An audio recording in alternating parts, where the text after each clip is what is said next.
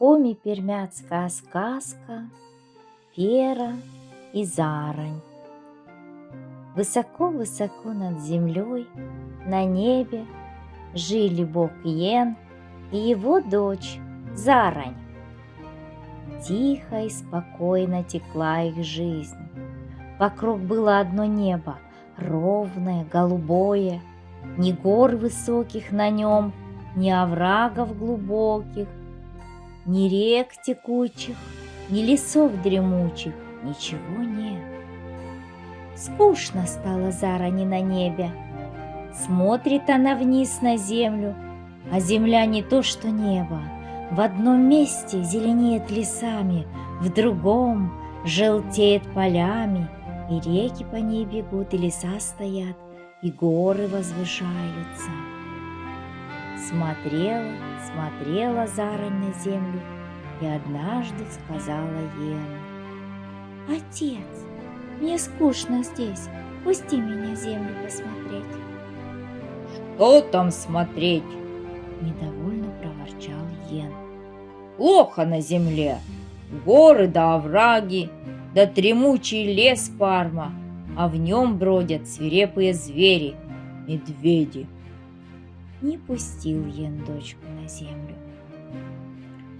Прошел день, другой, третий, а у Зарани из головы не выходят мысли о земле. Все думает она, каковы горы и овраги, что такое дремучий лес Парма. Очень хочется ей увидеть все это своими глазами. Даже медведи не пугают. Авось, думает, не тронут они меня. Но как попасть на землю? Тут увидела Зарань радугу, которая через все небо перекинулась, до земли достала и пьет воду из лесной реки. «Радуга, радуга, позволь мне по твоей спине с неба на землю сойти», — попросила Зарань. «Иди», — ответила радуга, — «только спеши. Я как напьюсь, так сразу поднимусь в небо». Побежала Зарань по спине радуги вниз, но не успела добежать до земли. Радуга напилась и поднялась в небо. Досадно стало Зарани. С тех пор Зарань, что бы ни делала, все время поглядывала. Как там радуга? Не пьет ли опять воду из земной реки?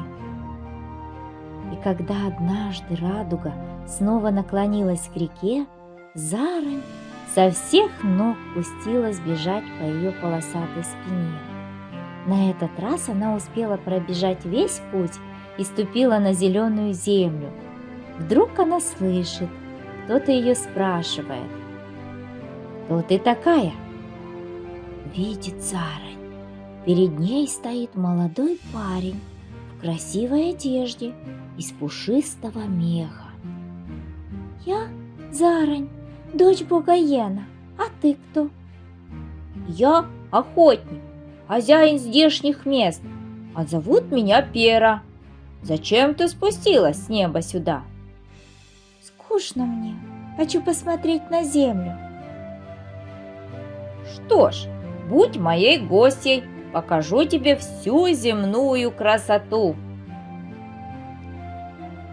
Повел охотник Пера девушку по своим владениям, показал ей леса и поляны, горы и долы, реки шумные и ручьи светлые. Очень понравилась Зарани Парма, и Пера ей понравился. «Хочу я подольше пожить в твоих владениях», — говорит она Пере. «Оставайся насовсем», — отвечает ей Пера. «Пусть моя земля будет и твоей». И осталась дочь бога Йена жить на земле. Тем временем хватился бог Йен дочери, а ее нет. По всему небу он искал ее, не нашел. Глянул на землю и увидел дочь свою Зарань в доме земного человека на берегу реки. Приказал Йен радуге наклониться к земле и говорит: Возвращайся, дочь, скорее домой. А та отвечает: не хочу на небо, я хочу жить на земле. На земле ты будешь жить в темном лесу, ходить узкими звериными тропами, есть грубую земную пищу. Все равно останусь я на земле.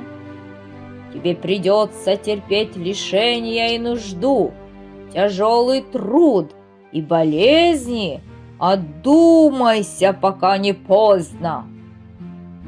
Поглядела Зарань на Перу и ответила отцу: нет, я больше никогда не вернусь на небо.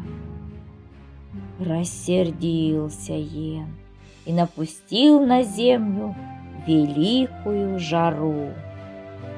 От этой жары поникла трава на лугах, листья на деревьях пожухли, высохли реки и речки, но на самом дне глубокого оврага остался один маленький родничок.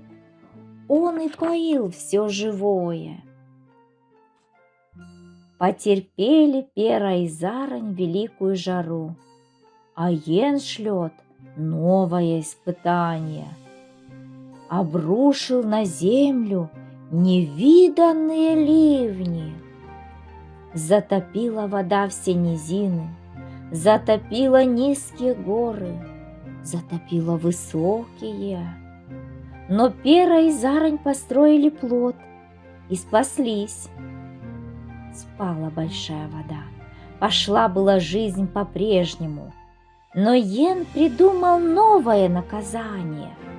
Он увел от земли солнце, и наступила на земле стужа, повалил снег, замела, завыла метель, земля погрузилась во мрак. Но скрылись Пера и Зарань чаще Пармы. Парма укрыла их от ветра и холода. В Парме охотник Пера добывал дневное пропитание. Долго не пускал Йен солнце освещать и греть землю, а когда оно вернулось на прежний свой путь и снова осветило и согрело землю, посмотрел Йен вниз и глазам своим не поверил. На берегу большой реки, радуясь солнцу, пели и плясали люди, целое племя. И была среди них женщина, которую они все называли матерью. Была она такая же ясноглазая, как его дочь Зарань, только волосы у этой женщины были не золотистые, а седые. «Скажи мне, женщина, кто ты такая?» — спросил Йен. «Я твоя дочь, Зарань», — ответила она. «А кто эти люди, которые веселятся вокруг тебя?» «Это наши с Перой дети, а твои внуки». Так на земле появилось племя Перы, предки Коми-пермяков.